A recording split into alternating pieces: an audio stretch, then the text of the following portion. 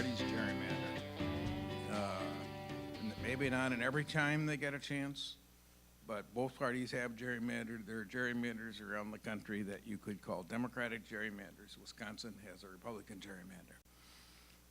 But I'm going to talk about Wisconsin. So in packing, the Republicans seek to create districts that have supermajority of Democrats. They put Democrats, they pack them in a district so that no Republican could possibly win.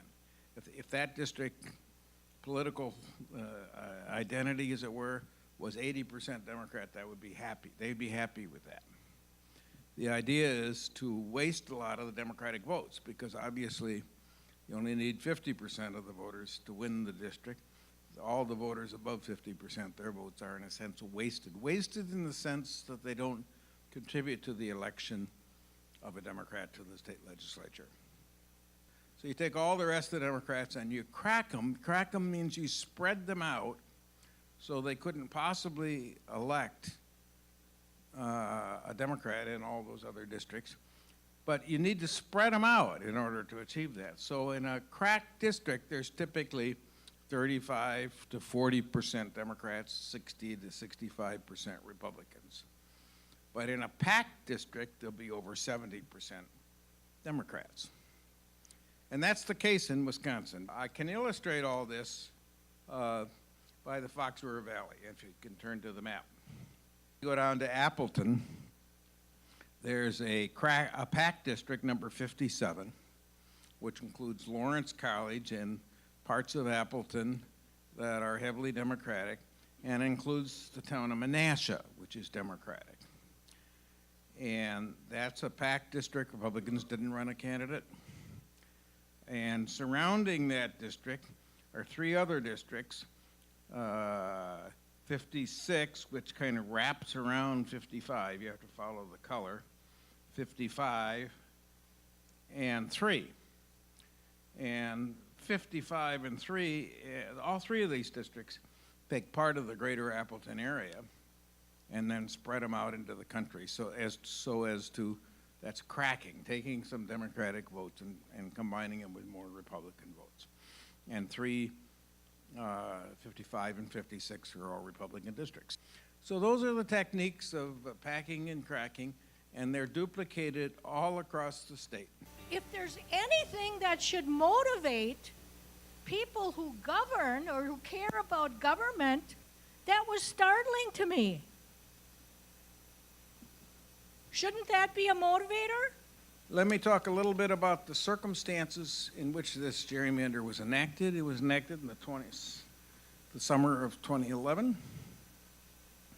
There's been quite a bit written about how the Republicans went around drafting this gerrymander, and we can talk more about it in Q&A if you want, but basically they hired some lawyers from the leading big Republican law firm in the state, Michael Best and Friedrich, located in Madison, to be in charge of the drafting of the new redistricting. They seconded some key legislative aides for Republican legislative leaders to the law firm to be temporary employees of the law firm to actually do the work. They put them in a locked room. Those of you who know the square in Madison, it was in the big glass bank building that's on the square, U.S. Bank. It was called the map room. It was locked. You had to have permission to go in, access. Basically, the only people who got in there, not just any legislator, could go in and look at it. You had to be a legislative leader. You had to be one of the lawyers, one of the key staff people who basically worked in there, or a couple consultants that they hired. They drafted and drafted and drafted and drafted till they crafted a map using packing and cracking that produced as large a Republican majority as they could figure out how to do, drawing the lines, consistent with their idea that the Republican majority had to be safe, that the cracked districts wouldn't be 52-48, they would be 55-45, many of them are 60-40. They didn't want to take chances. in a wave election. When they got that done, they brought in just the existing Republican members of the legislature to look at their new district, but they couldn't see the whole map. They could just see their own new district and make any comments they wanted about it, and they might fiddle with a line here or there. Even the individual members of the Republican majority who were not in the leadership were not allowed to comment on the general policy reflected by this. They're just their own district. When that was all done, then they had revealed it in public as a bill and passed it 8 days later. The tradition had been that the legislature would wait until the local governments had redrawn their local voting districts, or we used to call them precincts. I think they're called voting districts now, or some places they're called wards. But in any event, they're the lowest unit. Well, they didn't want to wait till the local governments got done. So they just drafted anyhow, not knowing what the new voting districts would be like.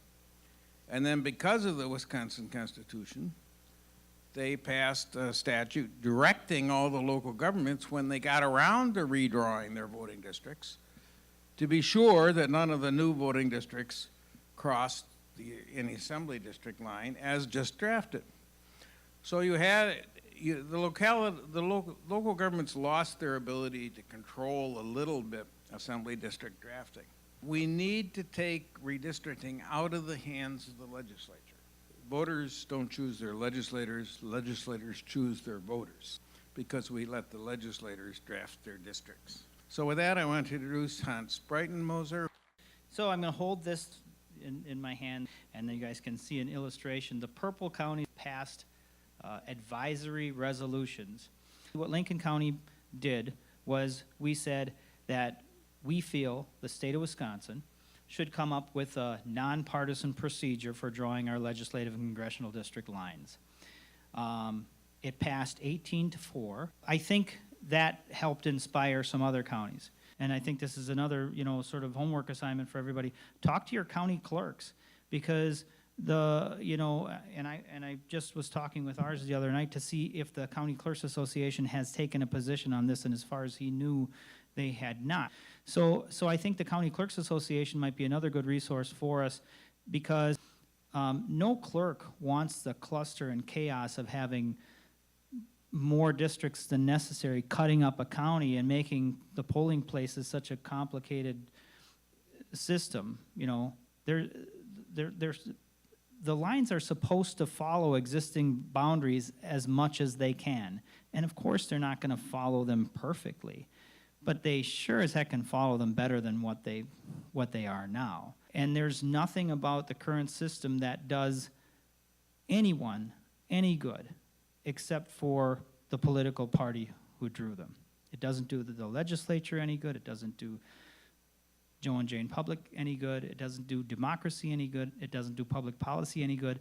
The only entity that is benefited by this gerrymander is the entity that drew the lines, which is to say the bosses of the political party that drew them.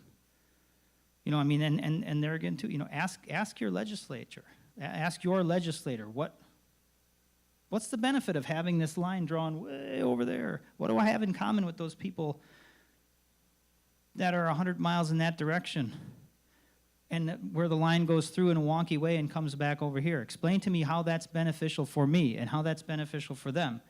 We don't share the same roads. We don't share the same school districts. Explain to me why this is a good idea. Segolis Lagwake. De halu, Yadazes Ungwahue, Niun Gets. Then Kunwata, Quaquaquak, Niun Gets. Then Wangwaho, Niwakitaloda. Hello, everyone.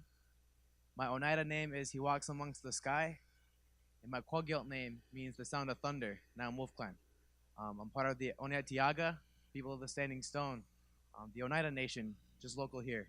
I just wanted to thank every one of you for coming out here, because coming together for important issues, nonpartisan issues like gerrymandering, is a fight for our next generation. It's a fight for the people, because issues like gerrymandering is a power grab. It's a power grab by politicians to take power away from the people for their own political gain. So I do appreciate every single one of you coming here today to talk about these issues and to really work together, regardless of your political affiliation, for our next generations and for the people, for the voice of the people. Um, so yeah, I'd just like to give that thanks to all of you, and I hope you have safe travels, and I hope you all have a great life. And it was very nice meeting you all over here, and I'm very grateful to be here today. Thank you.